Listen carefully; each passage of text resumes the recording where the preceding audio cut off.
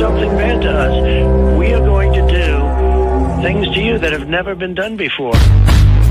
We the people tell the government what to do. It doesn't tell us. We the people are the driver. The government is the car. And we decide where it should go and by what route to do. We the people are free. And I hope we have once again reminded people that man is not free unless government is limited.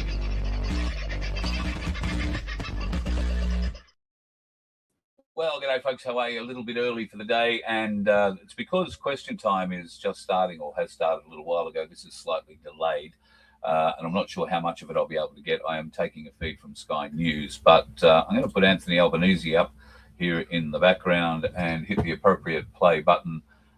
He is going to face a lot of questions about the bills that are being forced through today. And it seems that the Liberals are going to support them. They're crowing a little bit that the Labor Party have had to come to them to get support. And the Greens, of course, will fall in line with Labor. There are a couple of Nationals and a couple of Liberals who come out not supporting the bill in any way, shape or form. Senator Nabatjira-Price being one of those, and Senator Antic being another in the Senate. And a couple of Nationals in the lower house have also said they reject the bill wholeheartedly. So it'll be interesting to see how it all plays out. Question time should be interesting, I would say. Extreme weather. In the last month, Queenslanders and Victorians have been hit hard. In Victoria, fires burnt through over 400,000 hectares of bushland. Authorities have been warning that the extreme conditions were the worst since the Black Summer. And the fires on the ground said the same thing. These fires were fast-moving, unpredictable and intense. Tragically, they claimed the life of Max Hobson. Max had come to cattle farming late in his working life, and he went about it with all his engineer's precision and with real passion. Our thoughts are with Max's wife, Julie, his loved ones, his friends and his community. Over 1,000 farming properties were affected and nearly 25,000 head of livestock lost. More than 1,340 structures across the state either damaged or destroyed. Just want to interject. Did he say 25,000 head of livestock were destroyed? The fires didn't destroy 25,000 head of livestock. Certainly some of them died in the fires, but many of them required the farmers to put them down using weapons that will be banned after the legislation this Muppet wants to force through the government gets passed today. The damage done to Ruffy, Alexandra and surrounds is devastating. In Ravenswood and Harcourt, which I visited, over 50 homes were destroyed. I saw where the Harcourt Co-op Cool Store and its neighbouring cafe had stood. The power of fire was so evident standing right on that street. Over 90 small businesses used that Cool Store, local winemakers, brewers, apple growers. Years of their hard work burned away. So much was lost, yet the bravery and dedication of firefighters and volunteers saved so much more. As we were taken in by police and emergency services into that town, you could see the fire that had devastated one side of the road. Houses that were there reduced to a bit of a chimney or some sign that there was a dwelling there. And across the road, really a miracle, houses intact due to the extraordinary work of volunteers, rural firefighters, police, and just locals, neighbours fighting for their properties.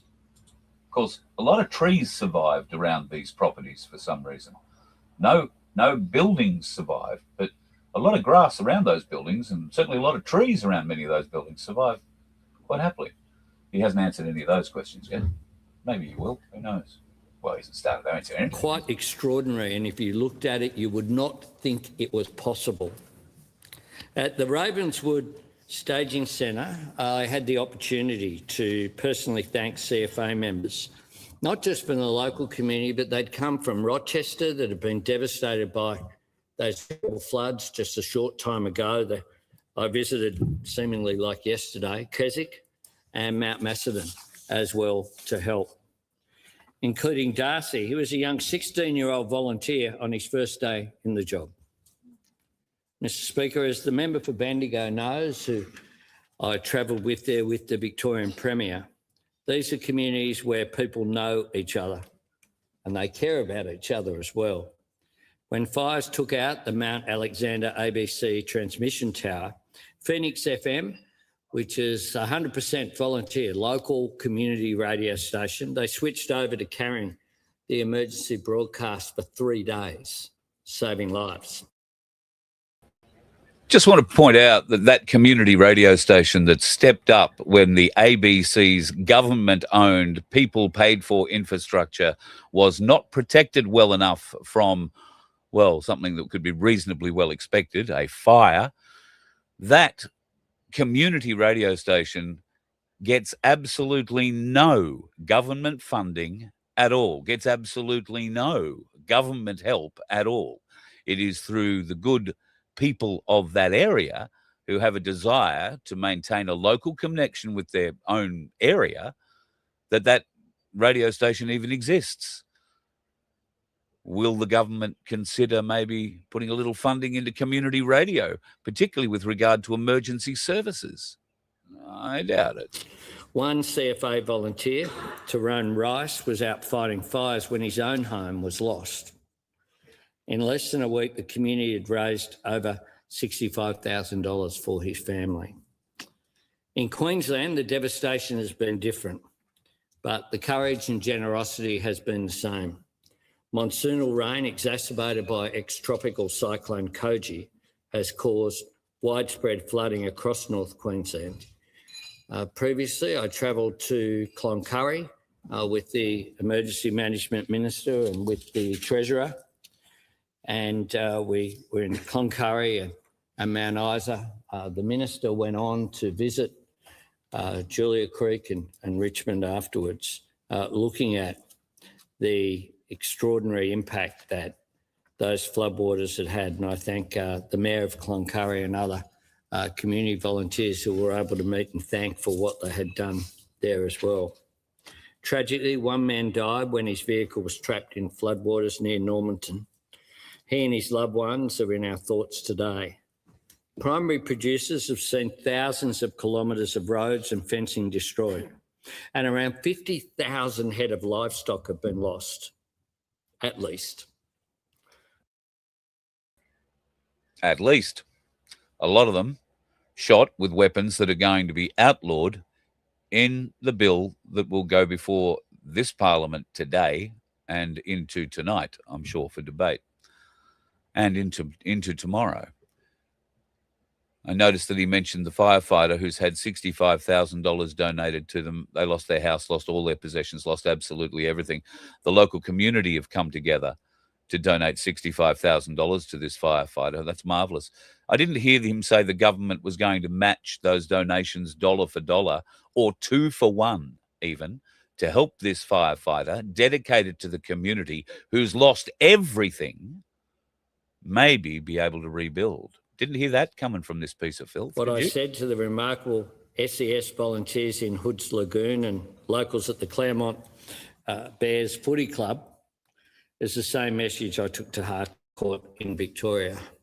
We have got your back. From response to recovery to rebuilding, we'll be with you every step of the way. In both states, we've made the disaster recovery allowance available, up to 13 weeks of support for people who have lost income.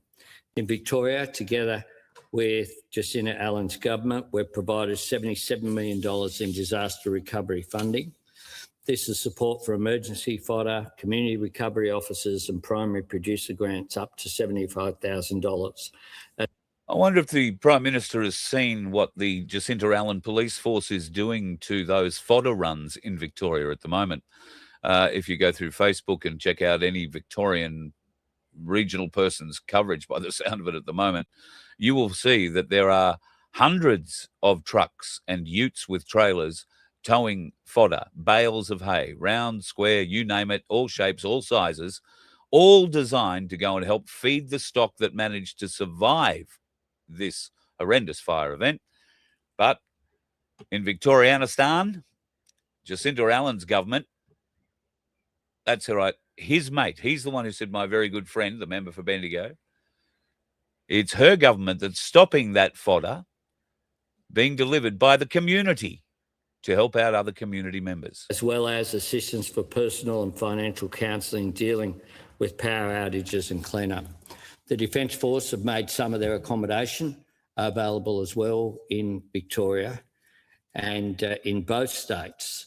I thank all those in police and emergency services, fire services, volunteers, the SES, the extraordinary people who step up at difficult times. In trucks that are 35 years old, or I think that's the oldest one I've heard of so far, but usually around the 31 to 33 years of age. That's the length of the tooth in some of the Victorian fire trucks. Do you know what that makes them, folks? That makes them officially antiques. Any vehicle over 30 years of age is officially an antique. Yet, this muppet and his best friend, Jacinta Allen in Victoria, who has lied to the Victorian people hand over fist about raising the CFA's budget and has now been proven 100% a liar over that. These guys just want to try and beef it up and say, oh, you've done a great job. Well, they've done a bloody amazing job with antique. In Queensland, we're working with David Christopher's government, who I also met with last Thursday in Brisbane. But we travelled there to Clermont with the minister. We've provided over $66 million in support to 30 different local government areas. This includes an $11.3 million primary producer support package, in addition to $21 million in disaster recovery grants. Almost $10 million for extraordinary disaster recovery assistance grants for small business, $7 million in emergency fodder for stranded livestock, and $11.5 million to repair the Cloncurry airstrip that's so important, vital, particularly for fly-in workers who work in the resources sector in the mines around Cloncurry as well. In addition to that, we've provided support for mental health support and personal hardship assistance. I know the whole Parliament cares about helping these communities get back on their feet. There's no politics in any of this. When natural disaster strikes, governments work to provide assistance, and I know that we always have the support of the Parliament to do so, and I thank all members of the House for doing so and for engaging. I'll continue to work with local members on what else can be done, and to say that, of course, this remains a difficult period, a difficult weather period in Sydney over the weekend and the central coast of New South Wales. There was a real impact as well on the impact of the extreme weather events. And did this guy not grow up in Australia? We've been having hot weather every summer for as long as I've been alive, and I suspect probably as long as you have or longer. This guy every year ramps up, oh, it's so hot, oh, it's so hot. In Sydney, it's getting hotter because there's more cement, more roofs reflecting heat, more everything. Of course it's going to get hotter. You put more bloody cement and bitumen down instead of grass and trees, what are you going to get? Well, you're going to get hotter in the area where there's all that cement and bitumen. Record rainfall in some of those communities, including in the member for Robertson's electorate and the member for Dobell's as well. This is a difficult period. I remind people as well, as a final thought, if it's flooded, forget it. We still, every time I go into a flood area, the police and people will tell you that people think that they can drive through and they know what it looks like. I know in the member for McKellar's electorate over the weekend as well, we saw examples of that. If you can't see the ground, you don't know what's under the water. You don't know if the road has slipped away. It is simply just not worth it. So please follow the advice. Our police, emergency services, volunteers, SES, they risk a lot in helping out their fellow Australians. And don't get supported. What they ask for is that they get listened to on that advice, and that way we'll keep Australians as safe as possible, even in what are difficult times. On indulgence, the Honourable the Leader of the Opposition. Thank you, Mr Speaker, and I'm pleased to join the Prime Minister in acknowledging the deep hardship being experienced by Australians across our country as they confront the devastating aspects and impacts of fire and floods. From communities facing catastrophic bushfire conditions along the New South Wales-Victoria border and in parts of South Australia and Western Australia, to families and businesses who are still reeling from widespread flooding in Queensland and northern New South Wales. Australians are once again being tested by a landscape that is both extraordinary and unforgiving. I'm always reminded of the beauty and the terror from Dorothea Mackellar's iconic poem. In recent weeks, I've been on the ground in flood-affected communities across North Queensland, in Cloncurry, in Julia Creek, in Richmond and Mount Isa, speaking directly to families, to pastoralists, to local leaders whose lives and livelihoods have been just turned upside down.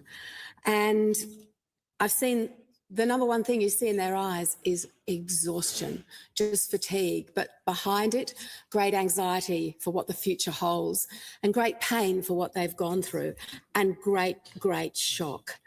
I've also spent time with emergency services on the New South Wales-Victoria border in the Upper Murray, where I spent 17 years of my life as a farmer and where my family and community still lives. So it was very close and personal, and to see the damage that was done there firsthand only recently reminds me that those communities are too soon going through something that they went through in 2020 in the Black Summer fires. Similarly, for North Queensland, 2019 was a time of dreadful flooding. And so I want to say that when the weather is at its worst, Australians really are at their very best. And the most important thing is to acknowledge those who are directly affected. And that includes families who are forced to evacuate. But when fires and floods have an impact like this, we must always put front and centre our farmers, the people who work the land, the people who care for their livestock, the people who will only leave their farm if they absolutely have to. And when I looked at the picture of Max Hobson, and I pass on our deepest condolences to his family who lost his life in the Longwood bushfire, you see a farmer, an iconic bloke from the bush, stoicism, fortitude, calm, common sense. You can imagine him leaning on the rails at the stockyards, coping with everything, dealing with the highs and lows of life on the land. And it's a life that he has now lost, and his family and community are devastated. Those who've lost homes, who've lost stock, crops, machinery, fences, businesses, or treasured belongings, and those who are trying to keep going while carrying the emotional weight of having been through it all before. I want to place on record the opposition's gratitude to those extraordinary Australians who respond on the front line, our volunteer firefighters, our SES crews, our police, our paramedics, our defence personnel, our council workers, and the many community volunteers. A really big thank you. And as I met crews from the CFA, from Queensland, from the RFS in New South Wales, in the Tallangatta Incident Centre, in northeast Victoria, it was quite clear how they'd all just dropped everything to be there, and that's what you always see. Whatever they've left behind, they have done so willingly to come and lend a hand. Can I particularly thank our aviation crews and pilots? I've seen helicopter pilots in outback Queensland flying mission after mission from dawn till dusk, as exhausted as the people they are helping, knowing that just to get that last load of hay, just to pick up that last stranded person, just to see some evidence of where stock might be gathering so that you can help them and support them the next day. We thank them and every person involved in the planning, coordination and logistics that support these efforts. Mr Speaker, recovery is a long process. It takes time, it takes resources, it takes support, and it requires governments at every level to stay engaged, not just in the immediate crisis, but in the weeks and the months that follow. And in Richmond, I heard directly from local leaders and landholders about all those practical realities of recovery, restocking, rebuilding fences, restoring yards, managing animal welfare. It's always at the top of the list. The difference in anguish and heartbreak between a farmer who has lost his land and his fences but not lost cattle or sheep is a totally different experience from one who has. And the anxiety you have for your cattle as they recover is, it's beautiful to behold because it demonstrates that bond between those who manage the land and the spirit of Australia. But we heard something so important there that from the Mayor in Richmond. He said in words that stayed with me that disaster packages save lives, literally. In 2019, he said support announced in the midst of the crisis changed the course of people's lives and gave hope to those who felt they could not continue. And hope matters in disaster recovery. It's not abstract, it's real. And it's often the difference between despair and the determination to rebuild. That's why it's so important that assistance is delivered quickly. The goal must be to help people back on their feet, not to add further strain through complexity or bureaucracy at a time of such profound loss. And I want to assure Australians, as I know the Prime Minister has in these affected areas, that they're not alone. And they often feel that a lot of attention is paid in the days after the disaster, as it should be, and then those communities can fade from our public consciousness. Now, I know everyone in this parliament is determined that that not happen, that we are there for those communities over the years ahead. And remember that they are Australians who don't ask for help, but they need a lot of help. And so we must make sure that they get it. And Australia has faced disasters before, we'll face them again. Every time we're reminded not only of the power of nature, but the resilience of the Australian people. And I know that spirit will carry communities through the difficult days ahead.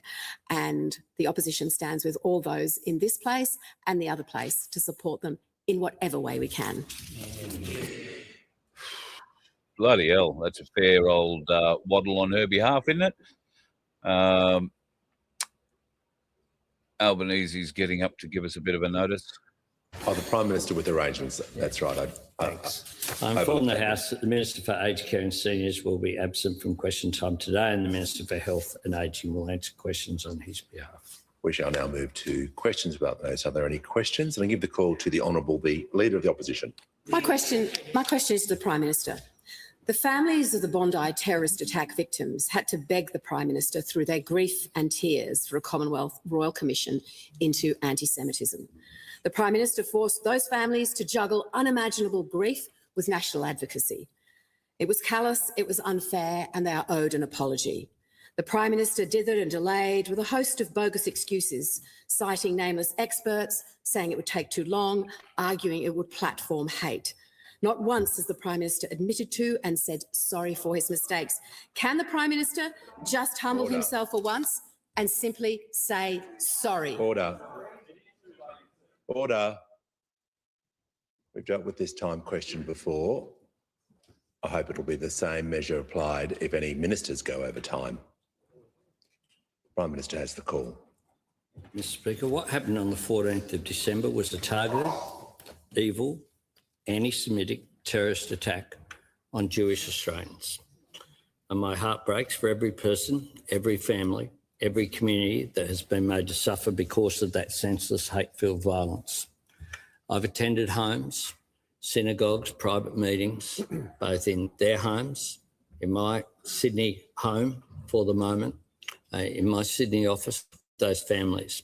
I haven't had TV cameras with me and radio reporters. What I've done is engage respectfully with those people. I've said I feel the weight of responsibility for an atrocity that happened whilst I'm Prime Minister. And as I have said, I am sorry that this occurred. Sorry for the grief and pain that the Jewish community and our entire nation have experienced. Our responsibility is to channel that grief, that pain, that anger into meaningful action, making a difference. And that is what I have striven to do. I've said that we would implement in full the recommendations of the Anti-Semitism Envoy's report. Unfortunately, some of those recommendations, the most serious ones about vilification, did not receive the support of either the Coalition or the Greens in the Senate and therefore were not able to be pursued. We did in the immediate aftermath of the attack. Our priority was unashamedly about the safety of Australians. If you look at what has happened with terrorist attacks overseas, what often occurs is that one attack leads to another coordinated attack somewhere else as part of planning.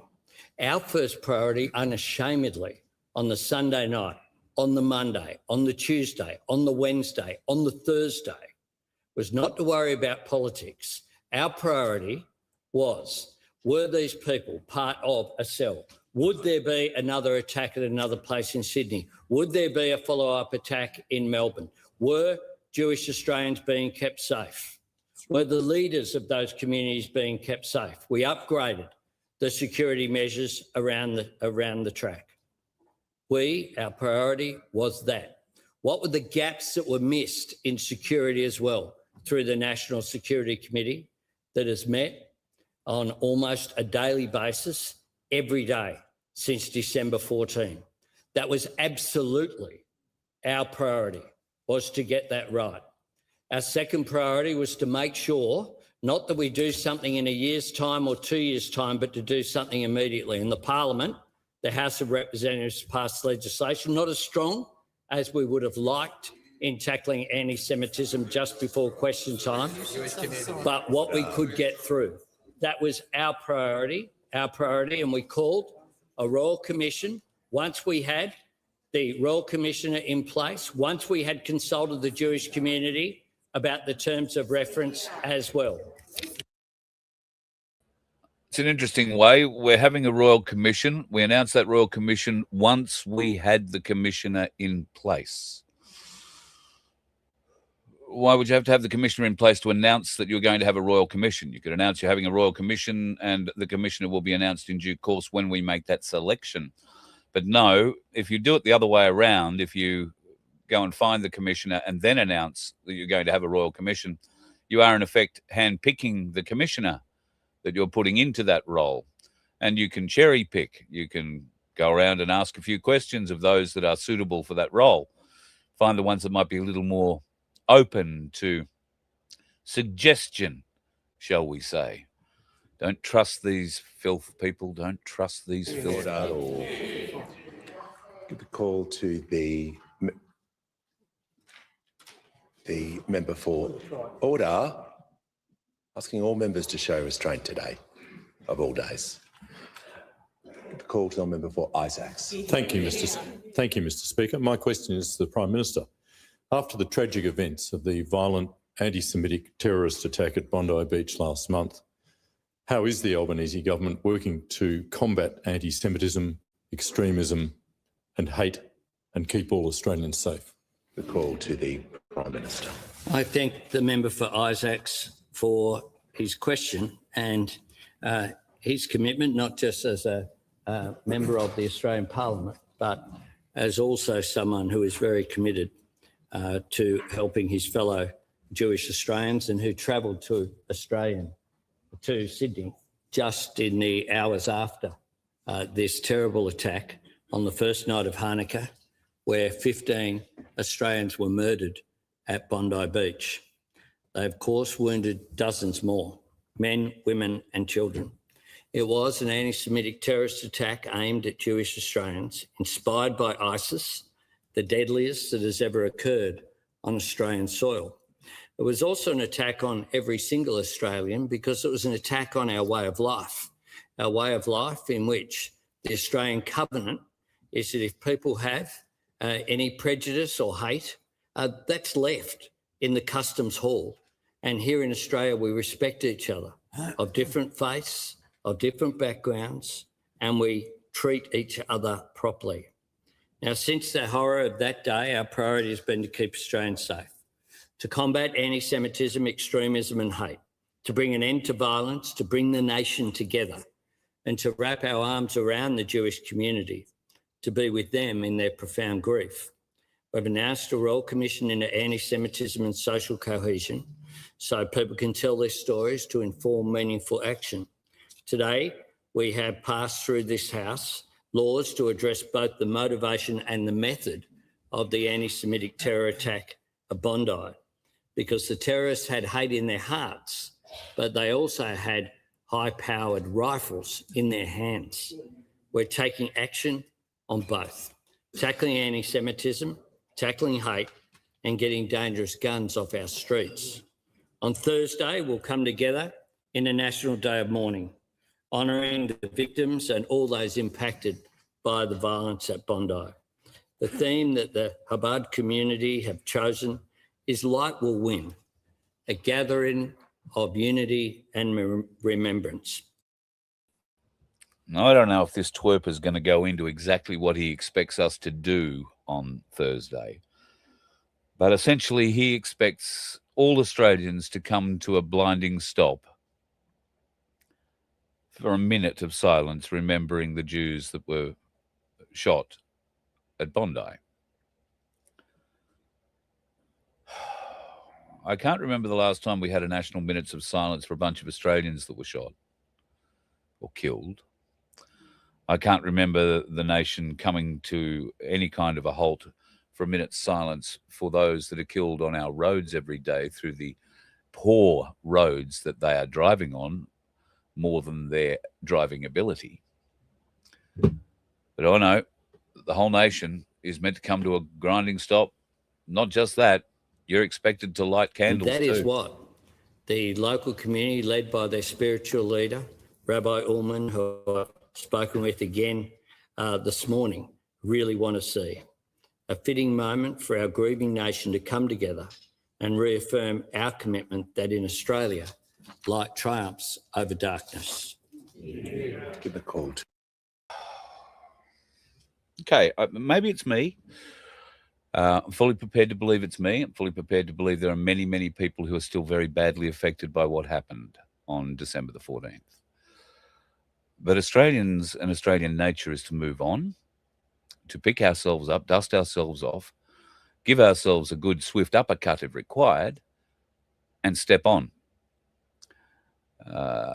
This seems like it's going to be turning into something that we're going to be giving thanks and praise and security to the Jewish Australians for the rest of their life. And as somebody pointed out in the chat, these people don't represent themselves as Australian Jews. They represent themselves as Jewish Australians. Dreyfus, as you've just seen, has just come back from Israel. Home.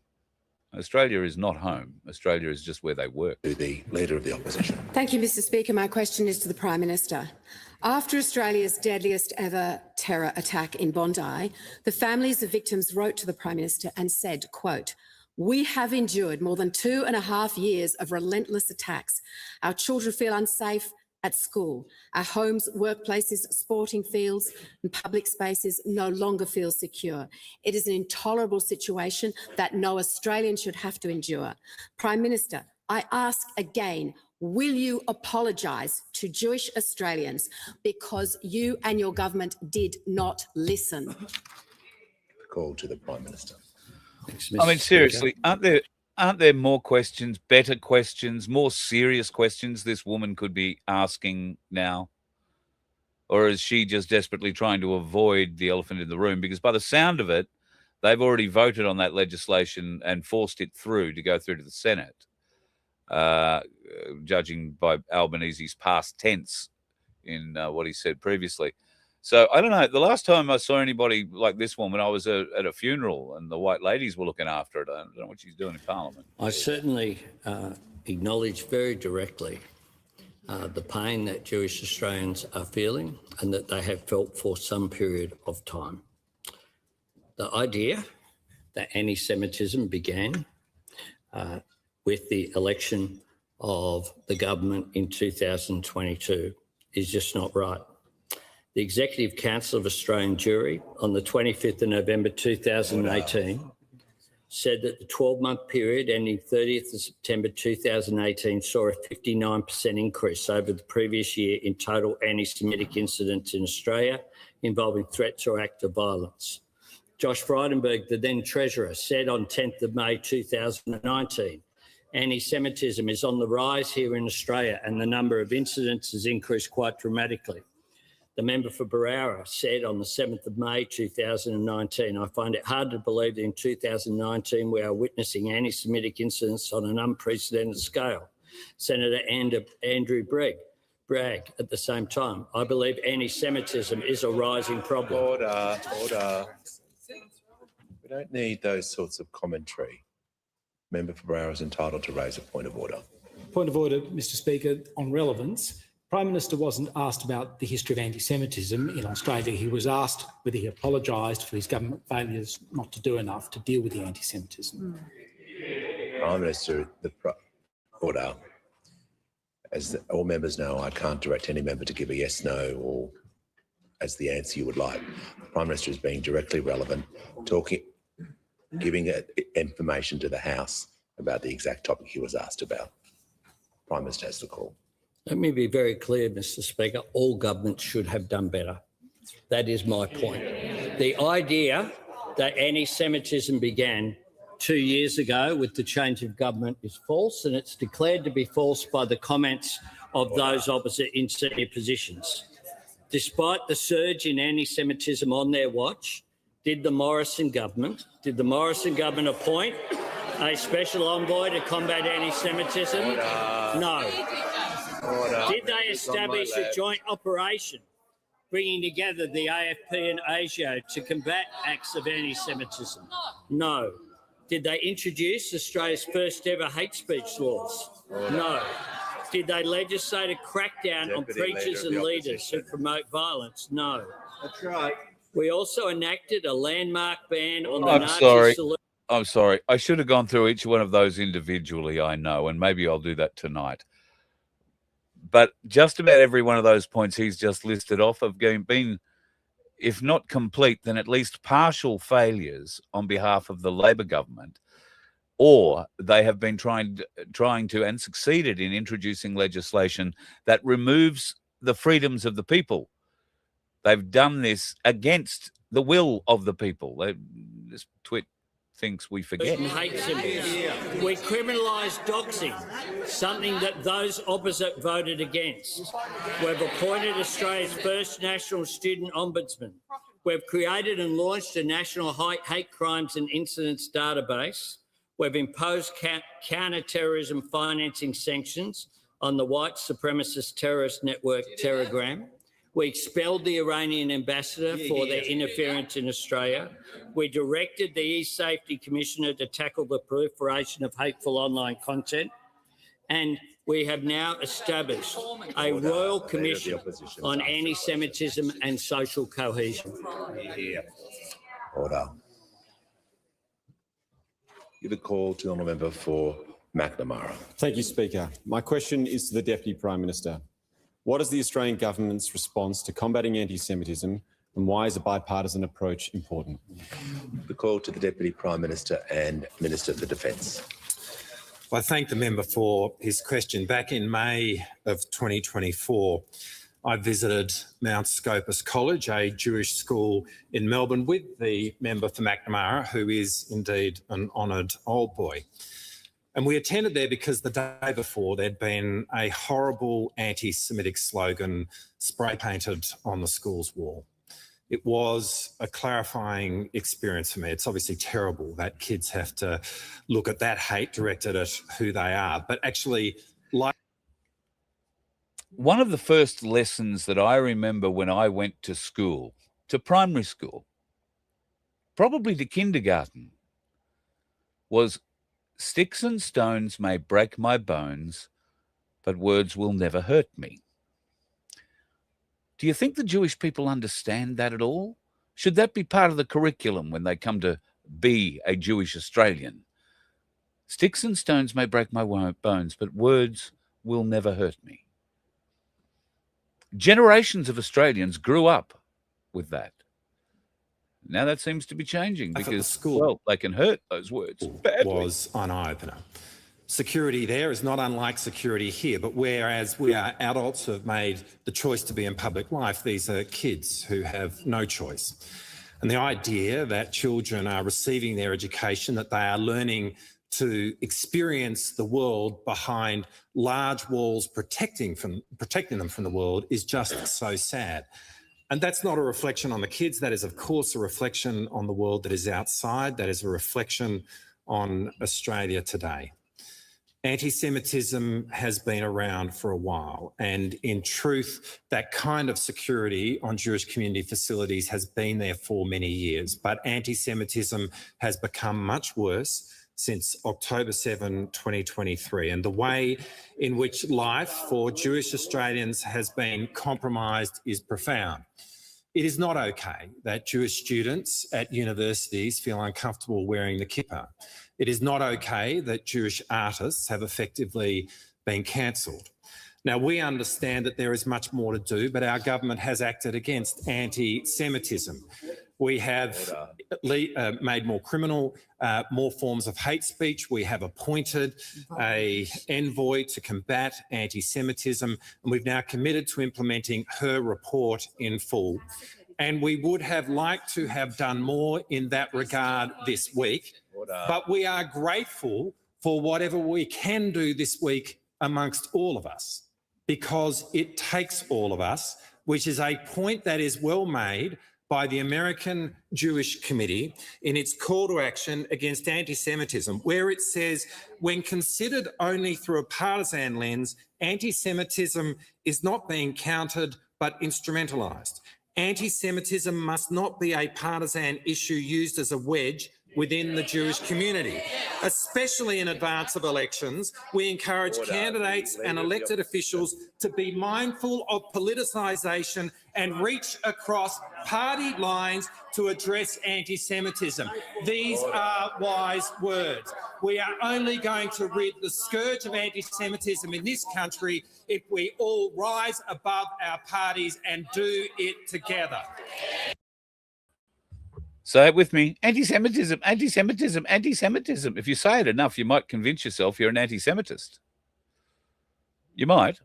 I get the feeling that's what they're trying to do. They're trying to brainwash, and they'll certainly succeed with the weak of mind. Oh, maybe we are anti-Semitist. We're not anti-Semitist. Certainly there might be some of that feeling in some quarters, but the vast majority of Australians don't have an anti-Semitic bone in their body. We have a bone called the fair go bone. And if we find out that somebody we've been giving a fair go hasn't been giving us a fair go, well, we call that not giving that a fair shake of the sav. No, maybe I've got my metaphors crossed there. Beg your pardon. However, you get the idea. If we deal with you in good faith and discover that you are not dealing with us in good faith, that elicits a whole different reaction from Australians. And I'll be honest, it's not anti-Semitic to think that the Jewish folks in business particularly look after themselves first and everybody else. Right. Order. The member for Fisher is just going to cease interjecting because I'd like to hear from the member for Wentworth with her question. My question is to the Prime Minister. Radical extremism, Islamist and other forms is a threat to Jewish Australians and all Australians, as we saw so devastatingly in Bondi on December 14. We have had de-radicalisation programs in place for many years, but extremism is still taking root. How does the government measure the current effectiveness of these de-radicalisation programs, and how effective are these programs at all? You know, we do have the Richardson Review and part of the Royal Commission coming up, but is the government planning to take any other actions in terms of de-radicalisation in particular before then? Thank you. The call to the Prime Minister. I thank the member for Wentworth for her question, and I praise her unreservedly for her role as a local member in what has been a devastating time for her local community, and not just the Jewish community, but of course Bondi is such an iconic place, and the local member has shown extraordinary leadership and capacity in my view, and I thank her for that. I will ask the Minister to supplement, but I would say that radical Islamic extremism is a major problem. We know that that is the case. We know that hate preachers can cause a real problem in distorting Islam and creating a circumstance where people are full of hate. Hate preachers are distorting Islam. And yet the provision that they've left in this new legislation gives those preachers a loophole if what they are preaching is written in the Quran. Ever read the Quran? It's not the kind of book you want to read your kids at night time going to bed, I can tell you, not unless you want to make them have horror dreams. So what's he actually referring to? Well, I'm bloody sure he hasn't got the vaguest idea what he's referring to. And we saw an expression of hate motivated by ISIS, an ideology that isn't about any state, is about an Islamic caliphate around the world. Often this is difficult as the examples come from what is a father and son.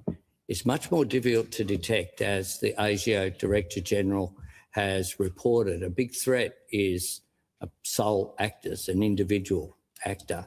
In this case, the father and son discussing these things over the dinner table or in private quarters, not engaging in electronic measures, communication that can be detected, means it is much more difficult. But the government has a range of programs. That is certainly something as well that the Richardson Review will look at, and I'll ask the Minister to supplement. The Leader of the House. Thanks very much, Mr. Speaker, and thanks, Prime Minister. This should be good. The counter-terrorism and violent extremism strategy was released again last year, where we renewed the different programs that we run. Before this fellow outlines to us just exactly what a star campaigner he is in this particular ministry that he's head of, remember one thing, or a couple of things. This is the bloke who had secret meetings to get the ISIS brides delivered safely back into Australia quietly without any media. This is the guy who asked the people's representative, that person from the bureaucracy, the note taker, to leave his office when he had representatives of the Australian aid groups who were bringing the ISIS brides back. He didn't want any notes to be taken about what he said to them, and in fact had the note taker leave the room. Do you think that's the actions of an honest minister, folks? Well, if you think that's so, then can I recommend you go and watch the BBC series Yes Minister and Yes Prime Minister. Some think it's a comedy series. I shit you not, it's a documentary. They're important programs and there is regular measuring of them. The challenge that we have is terrorism itself is changing as well. If I give simply these statistics, as at January, as at a couple of days ago, we've had since 2014, 189 people charged as a result of counter-terrorism operations. Right now, we have 35 people who are currently before the courts. 18 of them, 18 of the 35 are children. And so what we used to have to monitor in terms of organised cells of people often in their 20s and 30s is very different now. And in terms of the ideology, we are getting mixed ideologies. We're getting seriously mixed ideology. So you'll have someone, for example, whose ideology... Hang on a minute. 18 of those 35 that they've got in custody of children. How many kids did the ISIS brides bring back into Australia? I want to say at least 6. I could be wrong. Could be wrong. Let's keep a bit of remembrance on that figure because it'd be interesting to see if any of the ISIS kids wind up adding to the number 18. It will be a mixture of Nazism, of the sort of radicalisation that you've just described, and environmentalism. And this will all be mixed up where the only common theme is violence. That does mean for our agencies, the threat now is more complex. People are radicalising younger and faster and predominantly online. The call to the honourable member for Macarthur. Thank you, Mr. Speaker. My question is to the Attorney-General. What is the Albanese government doing to strengthen our laws to combat anti-Semitism, hate and extremism after the Bondi terror attack? Call to the Attorney-General. Thank you, Mr. Speaker, and I thank the member for his question. On the 14th of December 2025, the deadliest terrorist attack on Australian soil occurred at Bondi Beach. The terrorists had hate in their hearts and guns in their hands. Mr. Speaker, let me be clear. Anti-Semitic, hateful and extremist conduct is unwelcome, unacceptable and has no place in Australia. Just 4 days after this abhorrent attack, the government announced a package of legislative reforms to target those who spread hate, division and radicalisation. The government moved with urgency and care, consulting with experts and stakeholders, most importantly, the Jewish community, to prepare legislation that deals with both cracking down on hate speech and taking sensible action on firearms. I thank my parliamentary colleagues for their engagement on this legislation. I also acknowledge the Parliamentary Joint Committee on Intelligence and Security for its scrutiny of the exposure draft that led to this bill. These new laws being debated in the Parliament today specifically target those who seek to spread hatred, including those who seek to disrupt social cohesion in our community, and so critically, those who seek to radicalise our youth. As the Minister said previously, it is a shocking fact that since 2001, around 120 people have been convicted of terrorism offences, and of that cohort, 10 were children. However, just on that last thing, yes, they do have pre-prepared statements. This is a question that was asked by an ALP party member to an ALP lackey. So they have this prepared. This is always how it works. Doesn't matter which side of government they're in power, and they have these pre-prepared soft questions that come every other question, if you like, except the independents tend to throw a few soft ones as well. So, yes, you'll see a lot of pre-prepared speeches from very underprepared politicians. That speech, no doubt, prepared by an advisor, and all this crazy cow needs to do is be able to read. Today, of the 35 people before our courts, around half of them are minors. This unprecedented radicalisation of our youth must stop. We will not allow extremists to groom and brainwash our children into radicalisation, hate and terrorism. These new laws also create a regime for listing organisations whose leaders engage in hate speech or promote violence or racial hatred. The laws also amend the Migration Act to introduce new grounds, enabling the Minister to refuse and cancel visas on the basis of hate-motivated conduct and offences relating to the spread of hatred and extremism. Organisations that proffer these hateful ideologies must be outlawed, and their composite members must be held accountable. Indeed, Mr. Speaker, some of the cowards who spread hate as part of one such group announced they would be disbanded. Yes, is the answer, Chris. Yes, these laws are going to be retrospective. They'll be able to go back and look at everything we've posted and decide whether or not we've incited people into some form of racial hatred, be that, anti-Semitic, meaning against the Jews, or anti-Sikh, because they're the only two groups apparently that this legislation protects. It doesn't protect Christians. Be aware of that. This legislation doesn't protect Christians at all. Ending in anticipation of the effectiveness of these laws. The events of the 14th of December were horrific and must never happen again. And these new laws send a clear message that this conduct will not be tolerated in Australia. Call to the member for Barara. Thank you, Mr. Speaker. My question's to the Prime Minister. Prime Minister, New South Wales Labor Premier Chris Minns has said sorry to the Jewish community for his handling of the anti-Semitism crisis that led to the murder of 15 people at Bondi. The Jewish community wants... Hang on a minute. Are we back to him asking Albo to apologise, to say sorry? I've heard him say sorry 100,000 times to the Jewish community, sorry for being the dickhead, sorry for being on... He hasn't taken any responsibility, but they're not asking him to take responsibility. He said sorry. Why would we waste questions? This is meant to be the alternative government, people. For God's sake, move on. There are so many better things you could be attacking the Labor government of the day on than pissing about trying to get Albanese to apologise to the Jewish people when 3 questions already, he's done basically all of that. And what are you going to do with it? Oh, finally, he's apologised. Big deal. Move on. To hear their Prime Minister say sorry. For the 3rd time, why won't you say sorry too? Order.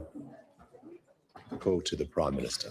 I repeat that I'm sorry that this occurred, and it occurred on my watch as Prime Minister, something I... Did we hear that? He said he's sorry. Sorry, it happened on his watch. Sorry, I was the Prime Minister. I'm really sorry I was the Prime Minister when am I so sorry? I'm very sorry it was the Prime Minister when this I've happened. said consistently, privately, publicly, said in my first answer as Order. well. Members on my left. But what I won't do, Order. The Leader of the Opposition, I am asking all members, I'm pleading with all members to show restraint, respect for people in the gallery, the hundreds of thousands of people are watching this. Our words really matter. I'm asking all of the Parliament to come together so that we can hear the Prime Minister. Let me just... I think the Speaker is the only one who realises the gravitas of today and what these performances, these actors are putting on, means for them, their future, and the future of this nation. Say this. When Port Arthur happened, the Parliament came together. No one saw that as a political opportunity. When... Order. Because Kim Beazley gave every support, as the Leader of the Opposition indicated to me on the Sunday evening of 14th of December, every support would be given to the government. Order.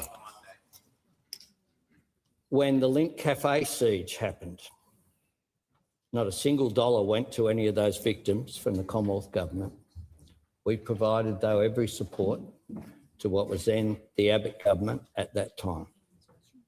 When the Bali bombings occurred, people didn't see that as an opportunity for politics. People saw that as the need for the national interest to be put first. I am devastated, as all Australians are, at what has occurred. The fact that I'm Prime Minister while it has occurred, I've acknowledged repeatedly. That is a source of sadness, and I'm sad that every government has not done better on anti-Semitism. Is that enough? Move on. He's sorry. Okay, he's more sorry that he was Prime Minister when it happened, because that's what he's sorry for. If you listen to what he's saying, I'm sorry I was the Prime Minister when this happened. He's not saying, I'm sorry that the laws that I allowed to be introduced into this country that allowed an influx of people who come from cultures that aren't necessarily aligned with an Australian Western Christian democracy into this nation. He hasn't apologised for any of that, but I'm not sure that the Muppets on the Liberal National Party side, the opposition, know that that's sort of what the problem is. I don't know what they're seeking here. They're wasting including time. Mine. What I won't say, though, is that anti-Semitism began when my government was elected, because that is just absurd. I also didn't hear in the last question for him to admit that anti-Semitism began when his government was elected, even though he thinks that his government was elected the most recent time. It wasn't. We're talking about the last time. And there has been some significant changes in the way people's attitudes have been displayed by the media over those intervening years. That's, for me, the most that has changed. Albo Sleazy and crew have just continued to muppet along. What I won't do, what October 7 did happen, and there hasn't yet been an independent review of those events of October 7, but in Israel, because they have been getting on with the response. We responded when October 7 happened. Order. We came together in this Parliament and passed a resolution unanimously at that time. Order. Members on my left. I'll tell you what I won't do. I won't let the terrorists off the hook by pretending that the atrocity that they committed was not the result of their choices and their actions. This was not a random event. This was an anti-Semitic terrorist attack inspired by ISIS, conducted by a father and son. So, haven't heard the words radical Islamist or radical Islam out of his mouth, but ISIS were, of course, the most radical arm of Islam. If you were around long enough to remember the orange jumpsuits and the beheadings, many of which can quite plausibly be looked at and say they were green screened, just between you, me, and the gatepost. However, no, it's not. Let's go back to this muppet. Perpetrated in the name of a perverted, murderous version, as they saw it, of Islam. They bought the guns, they fired them into the crowd. They killed 15 innocent people and wounded dozens more. How many Australians have done that since, I don't know, John Howard introduced the gun laws here in Australia? How many Australians have charged off into the most densely populated area in Australia and started firing shots and killed anybody like that? I can't think of, off the top of my head, I can't think of any. And yet it's every law-abiding Australian gun owner who's going to be punished, rather than this immigrant who came in from India or wherever the hell he came from and didn't have Australian citizenship, but was able to get a gun license and accumulate 6 weapons, which now apparently is, God, how could you do that? You may as well start your own army if you're getting 6 weapons.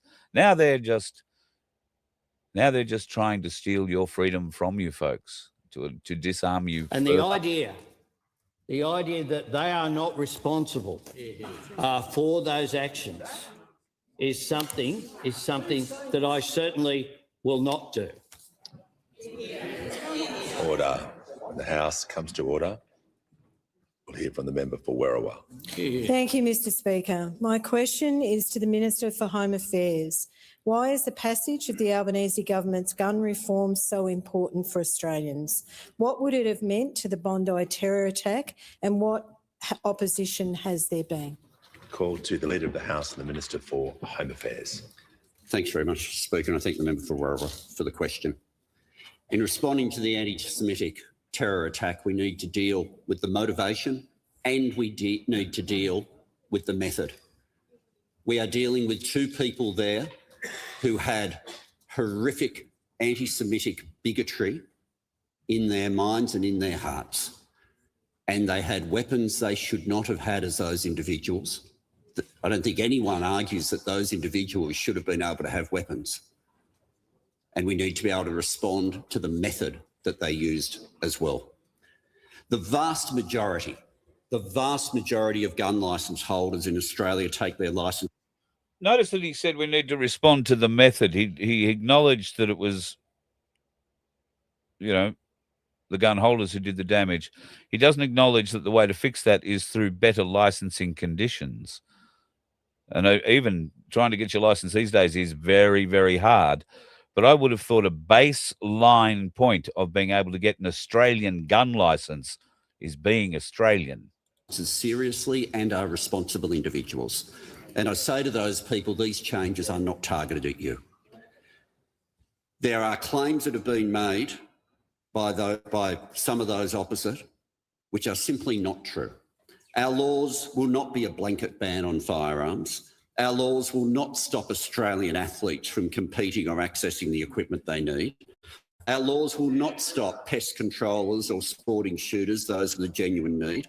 Our laws will not stop farmers and primary producers from performing their daily tasks. But the question that is right to ask is what the reforms will do when you reduce the number of guns in the community, when you strengthen the National Firearms Agreement, when you strengthen background checks, when you improve intelligence sharing, and when you restrict licences as far as practical to Australian citizens. And the critical question that came to a head in a vote today where those opposite did not distinguish, they did not seek to amend, they opposed the lot in the way they voted on the gun laws today, is what would these laws have meant for those two men? Order. Because there's been a lot of discussion, and we heard the New South Wales debate, should there be 6? Should recreational shooters be able to have 6 firearms? Should it be 4? Should it be 5? How many would those individuals, those two people, how many firearms would they be permitted to have under the laws today that the government supported and the opposition opposed? And the answer is 0. Under those laws, those... I'm getting a little hope that the opposition didn't support the gun laws after I heard that they'd formed a bit of a deal where they would. Bear in mind, this is delayed and I may have my messaging out of the timeline, so things may have changed. Two people would have been able to access 0 firearms. What are the reasons? Citizens. If he'd have done his frigging job at the border, the thing he's in charge of, these two individuals shouldn't have got into the country. They certainly, in the father's case, shouldn't have been able to get a gun licence. Only citizens would be able to get a licence. The firearm licence holder was not an Australian citizen. The firearms that they were using would not have been available to them. The son who didn't have a firearms licence in any event, had he sought one or had the father sought one, Auscheck and the intelligence information that we had would have been cross-checked before a licence could be issued. All of these things result in one very simple question. Do you believe those two people should have been allowed to have those guns? And every member on this side today voted to say no, they should not. So he's just admitted it's a failure of process. Those two individuals got guns due to a failure of process. So how is tightening the already restrictive gun laws on law-abiding Australians who committed no crime, shot no Jew, how's that going to change things? These people are not smart. We cannot leave them in the position of power they have. You understand that, don't you? My question is to the Prime Minister. Shayna Gutnick, whose father was tragically killed during Australia's deadliest ever terror attack in Bondi, publicly wrote, and I quote, "Australia did not fail quietly. It failed loudly, repeatedly, and with full knowledge. Its government watched hatred grow and chose to do nothing. They minimised it, they excused it, they dismissed Jewish warnings as noise." Prime Minister, these are not my words. These are the words of the victims' families. Can the Prime Minister finally humble himself and just say sorry? Clearly they're not listening to me.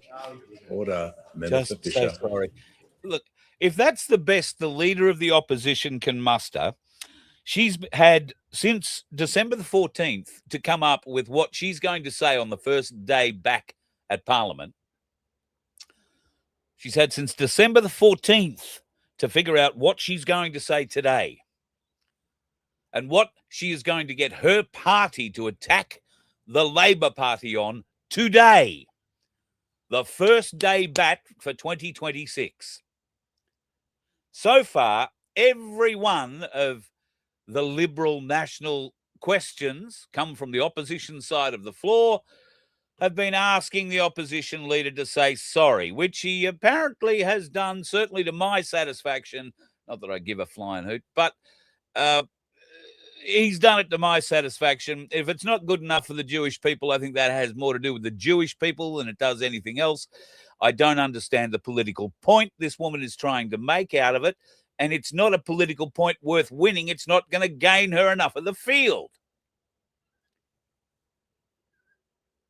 If this is the quality of Liberal leadership, I can't wait for Pauline Hanson to trash them at the next election.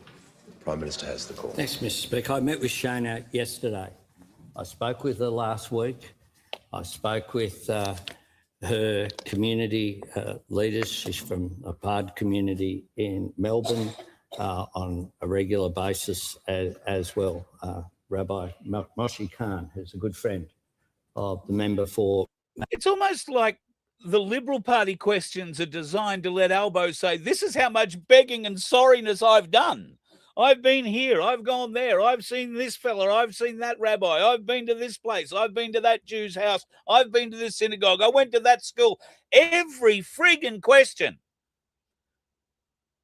The Liberal Party give Albo an opportunity to go on the sorry lap and explain just how extensive his sorry lap was to the Jewish nation. Shit, you not, this Liberal Party are fucking moronic. McNamara, I met her husband. It was a very warm meeting. It was a very warm and generous meeting. And can I say this? The contrast between some of the rhetoric that those opposite have engaged in and the warmth and generosity of this grieving community has been quite extraordinary. I have been into homes, into synagogues, had meetings, had engagements with small groups, one-on-one, with groups of up to 30. First meeting I was in homes on December 16 for the first time. Since then, I must say a number of people I regard now have become friends because of the extent of the engagement. I visited people in hospital. I have engaged with people in every forum, and there is no one who has asked to speak to me who has not had a meeting. And at the same time, what we have had is loud shouting. We had shouting that the Parliament had to be resumed before Christmas, but then when we resumed it, we were resuming it too soon. We had shouting that we had to introduce legislation based upon the anti-Semitism envoy's report, but when we introduced it, they opposed it. They opposed it. The Prime Minister will pause. Order. Leader of the Opposition on the point of order. On relevance, Mr. Speaker, my question was very pointed. Can the Prime Minister finally humble himself and just say sorry for failing to act? Can he fully humble himself, I think was what she said there. I mean, she's obviously working for the Australian Council of Jury or whatever other Jewish influence organisation she holds strongly to in the Liberal Party. And there are a few. The factions inside the Liberals each have their own sort of little Jewish club, I think. So this is about getting Albo to prostrate himself publicly in the House, trying to embarrass him into saying sorry. We know the useless bastard couldn't say sorry for 3 weeks. We know that. We lived that. We understand it. We remember it. It's in fact why, in great part, they dropped 4 percentage points in the latest poll, more than the Liberals dropped. But the Liberals made the news because they dropped below One Nation. One Nation, well, they didn't drop below One Nation. One Nation catapulted above them in the opinion polls. And they're coming for the Labor Party too. And how easy, it seems, are the Liberals going to make it? Well, they won't, because they're a lying pack of mongrels, and they'll do whatever they can to make sure that Pauline and One Nation never get a foothold. But that's our alternative we're looking at right there.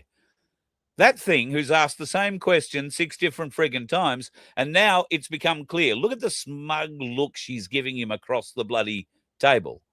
She wants him to beg forgiveness, beg for mercy, beg forgiveness, say, I'm so sorry at that table in that place. To what benefit? Well, certainly not to the benefit of Australians, is it? Prime Minister spoke directly about the person that you asked him about. He couldn't be more directly relevant when he described what had happened. That I can't make him do what you wanted the answer, but I can ensure that he is being directly relevant, and he has been completely directly relevant to the question he was asked.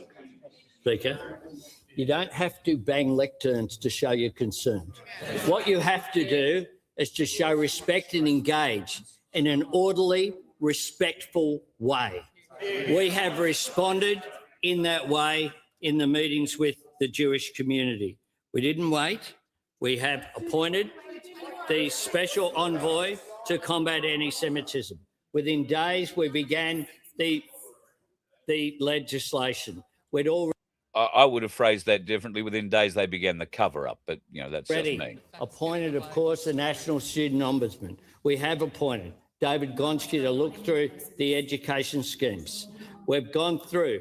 Professor Craven has to learn, to come together in a spirit of collective strength and to go forward knowing that light will always prevail over darkness. As the Prime Minister said, the government has engaged with members of the community, particularly Jewish Australians, Haven't and we this seen this response. already? The government has established a Royal Commission on anti. I'll jump it again, see what it does. Call to the Leader of the Opposition. My question is to the Prime Minister. The Prime Minister told Australians that national security experts advised against a Commonwealth Royal Commission. In establishing the Royal Commission, has the Prime maybe I've Minister come to the end of the broadcast. By the government, Yeah, that's what's happened. I'm sorry, they cut the stream off on us. That's all right. I was probably going to vomit anyway. I think we've seen enough, haven't we? If that's the best performance that Susan Ley, the white funeral lady, can bring to the Parliament for the Liberal National Party, if you are in the Liberal National Party, if you are a Liberal National supporter, you're stuffed. They have had since December the 14th to come up with a very rigorous attack on what has been a pretty piss-poor performance from the Albanese government. Instead, they focused on one particular issue, which seems incredibly important to them. And they would have you believe that it's even more incredibly important to a very, very small selection of the Australian public. A very small section. So why is there so much angst and effort to try and get Albo to lay prostrate on the Parliament table saying, oh, yeah, I was a bit slow saying sorry. And he'd done that. He may not have said he was a bit slow doing it. We had a metered response, a measured response, yada, yada, yada, yada, yada. And I understand there are probably things that, as the Prime Minister, you do need to take advice on and take into account before making decisions. I don't think that takes 3 or 4 weeks. I think he's a weak leader, but I can't see anybody better than him standing behind him. Can you? Tanya Plibersek?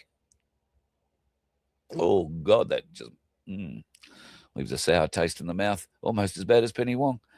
However, I think that the Liberal Party showcased today exactly why Pauline Hanson's One Nation, I think they're just One Nation these days, have been able to gain the support of so many Australians.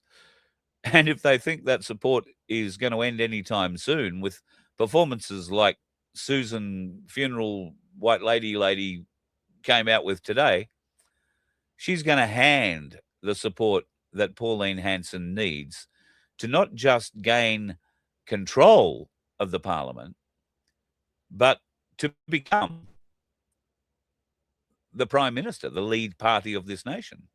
She would have to do a few things to get to become the Prime Minister, but you get the idea.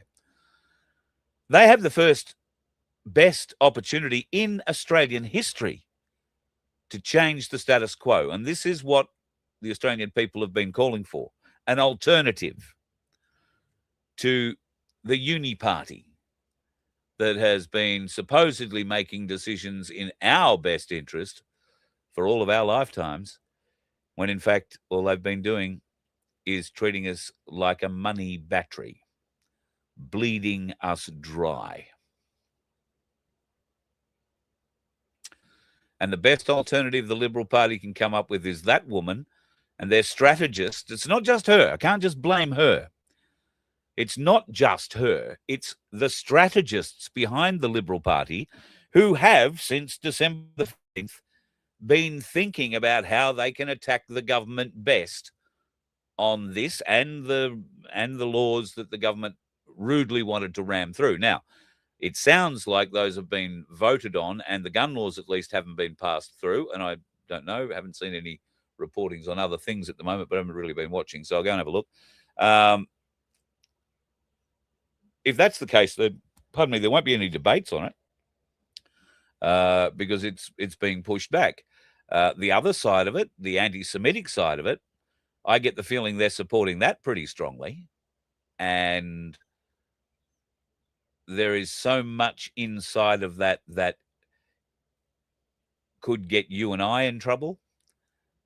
Not so much the anti-Semitic preacher, but those of us who would like to trouble the government on the things they say and do, who would like to draw them or draw attention to the people who may have missed some of the bullshit from the government and ultimately would like the government brought to account for their failures to look after the Australian people. So the Liberal Party have proven today, with all of their intelligent people, with all their history, with all of their strategists, with all of their know-how and great power, the best they could do was ask the same question half a dozen times, probably more, and gain no ground out of it whatsoever on the first day back. That's a very, very sad predicament if you happen to be a supporter of the Liberal National Party. It'd be almost enough, I would say, to label them road dickheads and to be avoided at all costs. We'll see you later. You let one ant stand up to us, then they all might stand up. Those puny little ants outnumber us 100 to 1. And if they ever figure that out, there goes our way of life. It's not about food. It's about keeping those ants in line. That's why we're going back. Does anybody else want to stay? Let's ride!